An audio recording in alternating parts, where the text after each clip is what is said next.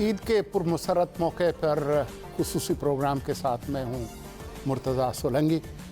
आज मेरे साथ स्टूडियो में इसी हवाले से दो नौजवान हैं। ये वो दो नौजवान हैं जिनका ताल्लुक़ दर्स व तदरीस से है, इल्म से है, और ख़ास तौर पर इल्म के उस सोच से जिसका मकसद लोगों को बाख्तियार बनाना है। हालांकि ये बिल्कुल बड़ी उम्र के लोग नहीं हैं, लेकिन इनकी सोच बहुत बड़ी है और काफ़ी अरसे से यहाँ पर इस्लामाबाद में ख़ास तौर पर वो ऐसी सरगर्मियों में मसरूफ़ रहे हैं जिनका मकसद लोगों को बाख्तियार बनाना और उनकी मदद करना है, और उसी हवाले से एक अवामी शऊर की आगाही और उसके फ़रोग़ के लिए वो काम करते हैं। मेरे साथ मौजूद हैं आलिया अमीर अली और साथ ही तशरीफ़ रखते हैं अमार रशीद। आलिया अमीर अली यहाँ कायद-ए-आज़म यूनिवर्सिटी में जेंडर स्टडीज़ में पढ़ाती हैं।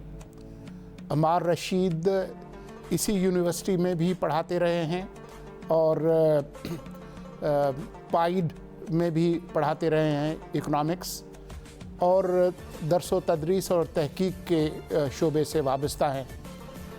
हाल ही में उन्होंने एक नया काम किया, वो था जो 2018 के इंतखाबात में इस नौजवान ने फ़ैसला किया कि वो इलेक्शन लड़ेंगे। तो उन्होंने इलेक्शन लड़ा NA-53 से। उनको बहुत ज़्यादा वोट नहीं मिले, लेकिन वो उससे मायूस नहीं हैं और वो अपनी सरगर्मियों को जारी रखे हुए हैं। तो इन दोनों नौजवानों से हम गुफ्तगू करेंगे। सबसे पहले आलिया अमीर अली, मैं आपसे पूछूं कि आप अच्छा खासा काम कर रही हैं कायद-ए-आज़म यूनिवर्सिटी में पढ़ाने का, लेकिन आप सियासत में और जो दूसरी समाजी सरगर्मियां हैं उसमें ये जो आपकी शमूलियत है, उसकी क्या वजह है? उसकी बुनियादी वजह तो ये है कि इल्म का मकसद ही अमल को फ़रोग़ देना है। अगर इल्म और अमल अलहदा हो जाएं, जुदा हो जाएं, तो फिर आपका अमल भी दुरुस्त नहीं हो सकता और फिर इल्म बेमकसद हो जाता है। तो ये हमारी बड़ी बदकिस्मती रही है कि अब काफ़ी अरसे से कम जिस तालीमी निज़ाम से हम सारे पढ़ के आए हैं, उसमें वो रब्त और वो ताल्लुक़ हमें आम तौर पे नहीं मिलता। इल्म और तालीम भी बल्कि एक चीज़ नहीं रहे। हमें जो तालीम दी जाती है आम तौर पे, और मैं सिर्फ़ सरकारी स्कूलों की बात नहीं कर रही हूँ, हत्ता कि आपके अंग्रेज़ी मीडियम प्राइवेट स्कूलों में भी जो पूरा तालीम का और इल्म का तसव्वुर है, वो बस एक कारोबारी सा तसव्वुर है कि जी आप पैसे दें, डिग्री लें, और उसका सिर्फ़ एक वसीले, एक ज़रिए के तौर पे देखा जाता है तालीम को, कि आप अपनी ज़ाती ज़िंदगी की बढ़ोतरी और उसकी फ़लाह के लिए आप सब कुछ करते हैं। इल्म दूसरी तरफ, और जिस तरह का काम हम करते हैं, उसका मकसद ये है कि आप अपने इल्म को एक ऐसे अमल के साथ जोड़ें जिसमें सिर्फ़ आपका इनफरादी फ़ायदा नहीं है, बल्कि ये समझें कि आपका इनफरादी फ़ायदा एक इज्तमाही फ़ायदे के साथ जुड़ा हुआ है, और जब तक कि वो इज्तमाही फ़ायदे की तरफ हम सब मिल के नहीं जाएंगे, उस वक्त तक इनफरादी तौर पे हम में से कोई भी आगे नहीं निकल सकता। अमार रशीद, आपके ख़्याल में अगर मुख्तसरन बता सकें कि मतलब आजकल तो पिछले कई सालों में इस पे बहुत बात हो रही है कि जी तालीम जो है उस पर तवज्जो देनी चाहिए, सियासी जमातों को भी इस पे तवज्जो देनी चाहिए, लोगों को भी, रियासत को भी। क्या मकसद क्या है तालीम का आपकी नज़र में? जी, बुनियादी वैसे तो जिस तरह आलिया ने बात की, अब आजकल तो मकसद एक कारोबार बन गया है कि बस तालीम हासिल करें, अपने लिए नौकरी ढूंढें, अपने लिए कोई ज़रिया आमदन को ज़्यादा यकीनी बनाएं। जल्दी से बुनियादी तौर पे तो इंसान का जो शऊर है, जो इंसान की जो कॉन्शियसनेस है अपने हालात के बारे में, अपनी ज़िंदगी के बारे में, जहाँ हम रहते हैं उसके बारे में अपनी समझ को बढ़ाना और अपने अमल को उस हवाले से बेहतर करना, यही तालीम का सबसे बुनियादी मकसद है कि अपने हालात को देखना, उनको समझना और उसके हवाले से उनको तब्दील करने के लिए कुछ अमल करना जो अपने लिए भी बेहतरी लाए اور اپنے ساتھ والوں اپنا جو سماج ہے جس معاشرے میں آپ رہتے ہیں اس کے لیے بھی بہتری لائی جائے.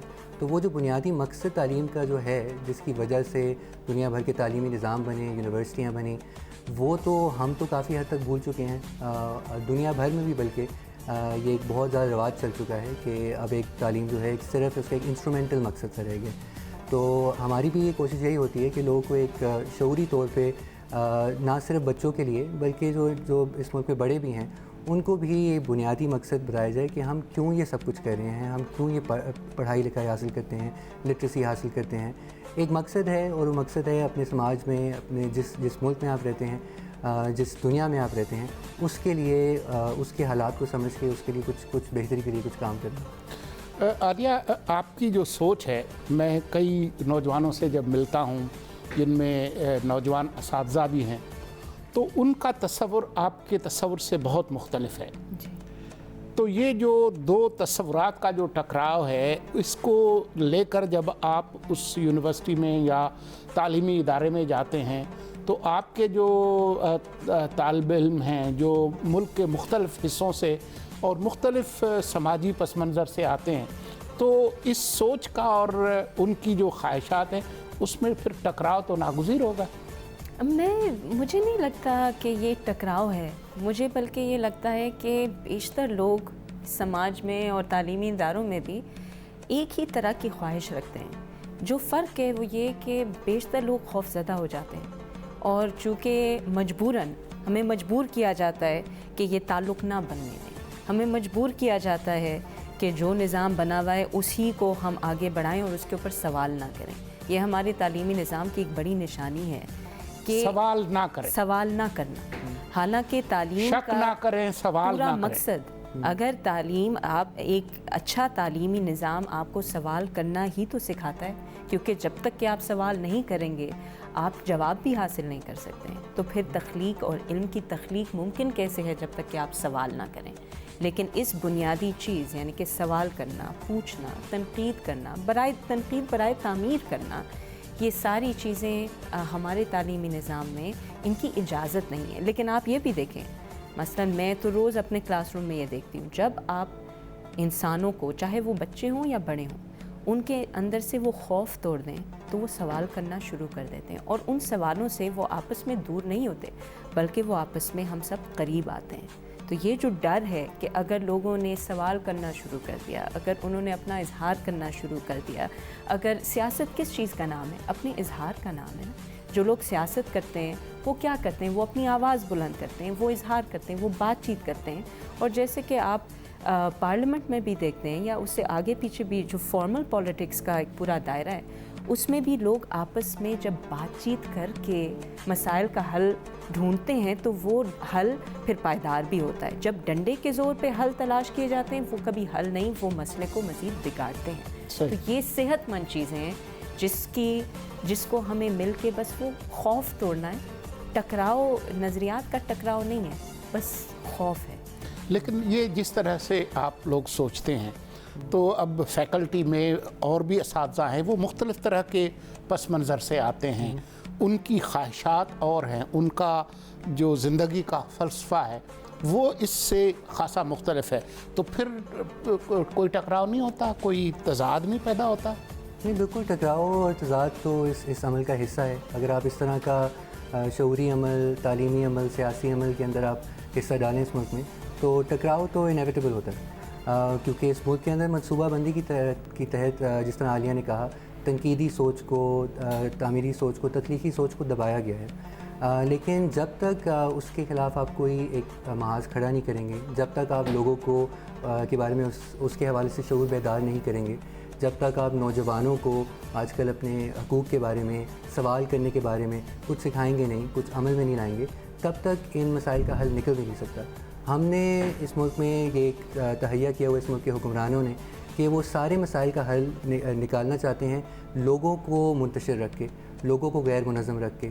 وہ سمجھتے ہیں کہ وہ خود ہی سے اوپر سے کوئی جادو کی چھڑی چلا کے معیشت کو بھی ٹھیک کر دیں گے, سماج کو بھی ٹھیک کر دیں گے, کرپشن بھی ختم کر دیں گے. جبکہ یہ کوئی بھی کام تب تک نہیں ہو سکتا جب آپ کی جو عام عوام ہیں, جب آپ کی جو اکثریت ہیں, جو نوجوان ہیں, وہ سوال کرنے کی صلاحیت نہ رکھتی ہوں، وہ کچھ عمل کرنے کی صلاحیت نہ رکھتی ہوں، وہ کچھ نہ کچھ منظم نہ ہوں، وہ کچھ اپنے علاقائی سطح کے، یونیورسٹیوں کی سطح پہ، محلوں کی سطح کے اوپر کچھ نہ کچھ اپنے مسائل کا خود سے حل سوچنے، سمجھنے اور اس پر عمل کرنے کی صلاحیت نہ رکھتے ہوں. تو ہم سمجھتے ہیں جب تک یہ نہیں ہوگا، جب تک عوام خود منظم نہیں ہوگی، سوال نہیں کرے گی، تب تک کوئی بھی بڑا مسئلہ آ کے ہمارے مسائل کا حل نہیں نکال سکتا. ہم ایک مختصر وقفہ لیتے ہیں. وقفے کے بعد جب ہم آئیں گے تو عمار رشید سے اچھے گیت سنیں گے. ایک وقفے کے بعد. وقفے کے بعد ایک بار پھر خوش آمدید. وقفے سے پہلے میں نے آپ کو بتایا کہ عمار رشید سے ہم کچھ گیت سنیں گے. عمار رشید جو استاد بھی ہیں، جو سماجی سرگرمیوں میں بھی حصہ لیتے ہیں، سیاست میں بھی حصہ لیتے ہیں، لیکن وہ گاتے بھی ہیں اور بجاتے بھی ہیں. عمار، یہ ساری چیزیں کیسے ممکن ہیں کہ بندہ پڑھاتا بھی ہو، سیاست بھی کرتا ہو اور لوگوں میں سماجی شعور بڑھانے کی بات بھی کرتا ہو، اور پھر یہ میوزک، ان کا آپس میں کوئی تعلق ہے؟ ہمارے نزدیک تو یہ ساری چیزیں جڑی ہوئی ہیں. جس طرح عالیہ نے بھی ذکر کیا کہ عمل کے بغیر تعلیم بھی فزودہ ہے، ادھوری ہے. اور ہم سمجھتے ہیں کہ جہاں تک عمل کا تعلق ہے، سیاسی عمل کا تعلق، تو اس کے اندر جب تک فن نہیں ہوگا، جب تک پوئٹری نہیں ہوگی، شاعری نہیں ہوگی، جب تک موسیقی نہیں ہوگی، تو وہ بھی ایک طرح سے ادھوری ہی رہ جاتی ہے، صرف نعرے بازی تک اور ایک دوسرے کی لان تان کرنے تک ہی محدود رہ جاتی ہے. تو ہم تو کوشش کرتے ہیں، ہم جتنی بھی اپنا سیاسی عمل کرتے ہیں اس کے اندر ہم شاعری بھی استعمال کریں، موسیقی بھی استعمال کریں، لوگوں کو بتائیں کہ صرف جو لین دین والی جو بات چیت ہوتی ہے، وسائل تک کی جو بات ہے، اس سے آگے بھی کوئی انسان کی ضروریات ہوتی ہیں، انسان کی روح کی، انسان کی نفسیات کی، جو ہمیں اور طریقے سے بھی پوری کرنی ہوں گی. تو جو روحانی ضروریات ہیں ان میں شاعری بھی ہے اور موسیقی بھی ہے. فیض صاحب کو آپ پسند کرتے ہیں، ان کی شاعری کا اکثر آپ ذکر بھی کرتے ہیں. تو ان کی ایک بہت مشہور نظم ہے انتصاب، اگر آپ مجھے سنا سکیں. اور کیونکہ وہ لوگوں کے بارے میں ہے اور زندگی کے ان تمام کرداروں کے بارے میں ہے جس کا ہم اکثر ذکر کرتے ہیں. بالکل. زرد پتوں کا بن جو میرا دیس ہے،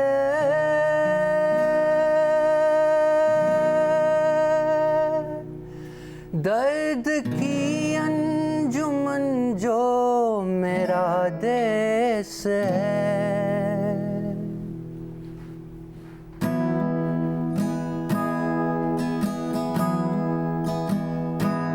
زرد پتوں کا بن جو میرا دیس ہے،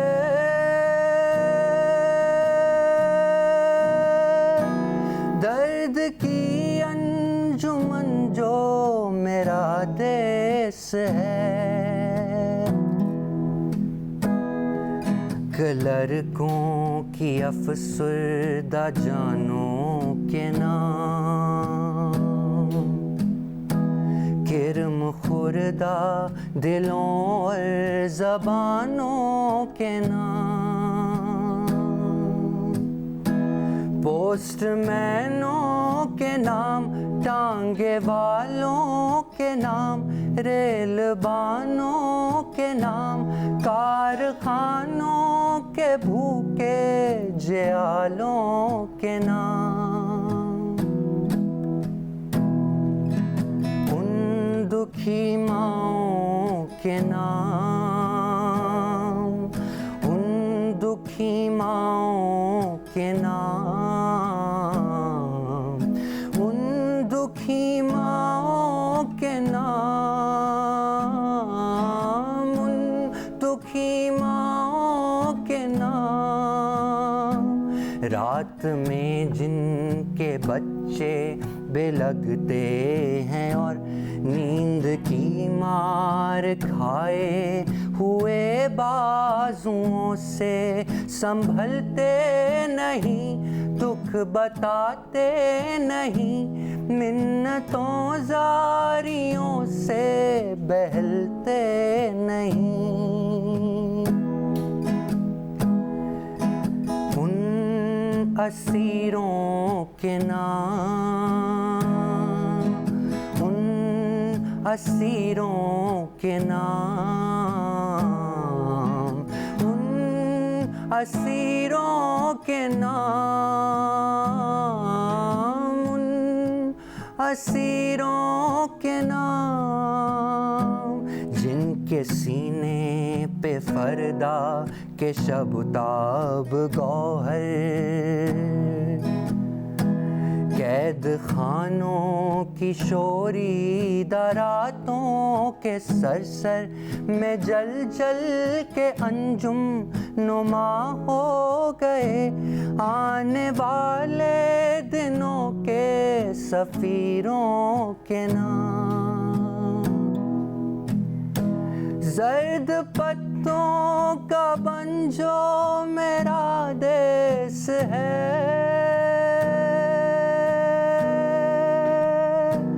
درد کی انجمن جو میرا دیس ہے۔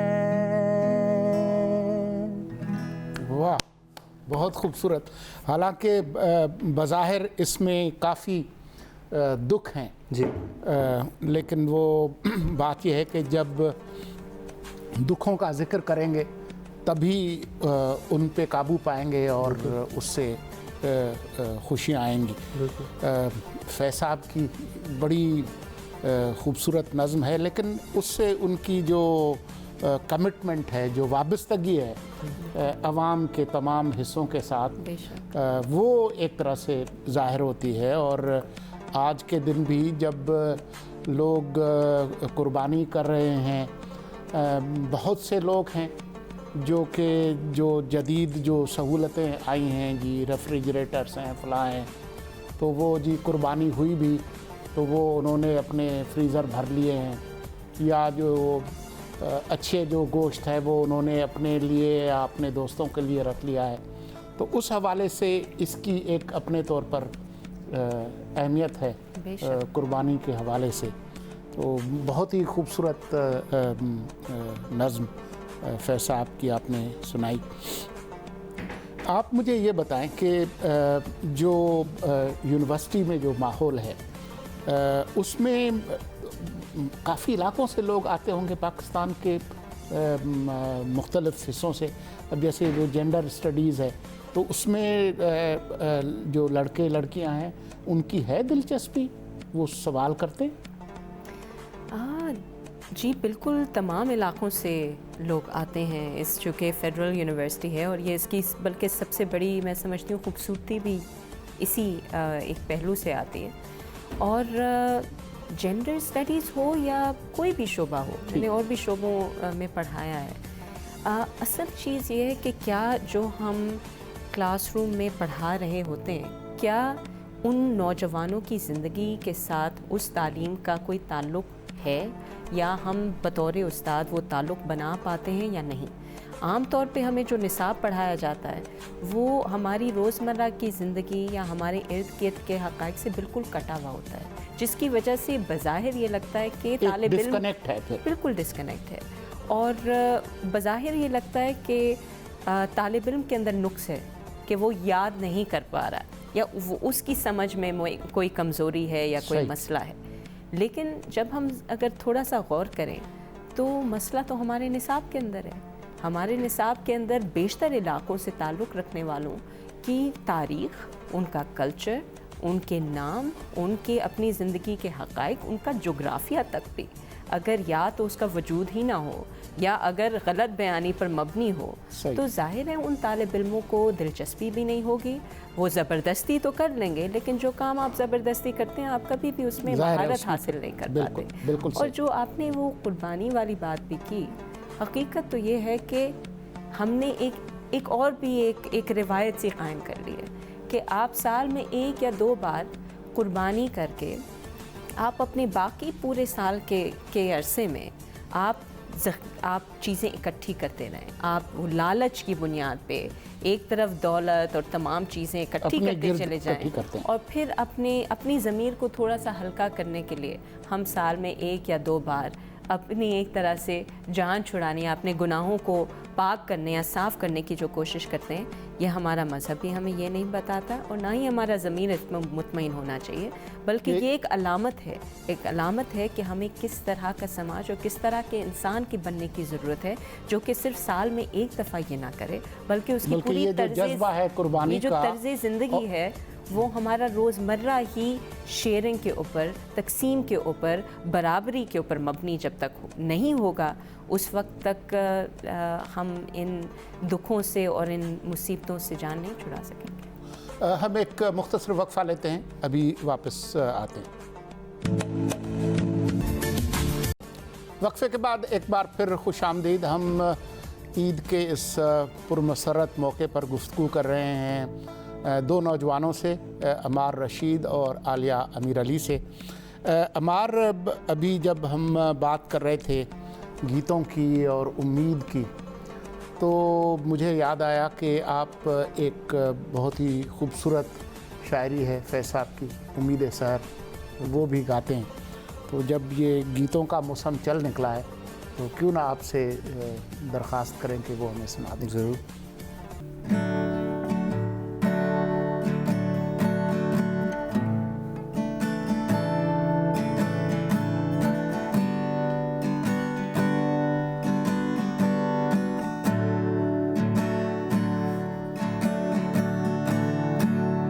جگر دریدہ ہوں، جا کے جگر کی بات سنو، امید سحر کی بات سنو، علم رسیدہ ہوں، دمان طیر کی بات سنو، امید سحر کی بات سنو، زباں بریدہ ہوں، چشم گلو سے حرف کرو، امید سحر کی بات سنو، شکستہ پا ہوں، ملال سفر کی بات سنو، امید سحر کی بات سنو، مسافر رہے صحرائے ظلمت شب سے، اب التفات نگاہ ساحر کی بات سنو، سحر کی بات، امید سحر کی بات، امید سحر کی بات، امید سحر کی بات، امید سحر کی بات، امید سحر کی بات،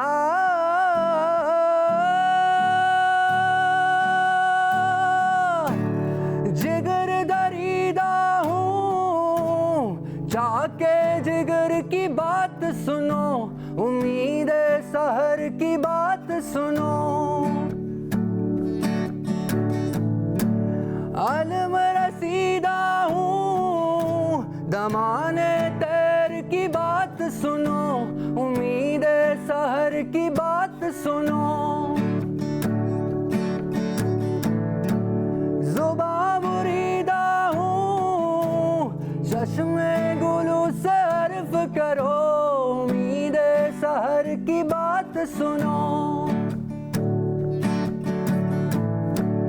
شکستہ پا ہوں، ملال سفر کی بات سنو، امید سحر کی بات سنو، امید سحر کی بات سنو، امید سحر کی بات سنو، امید سحر کی بات سنو۔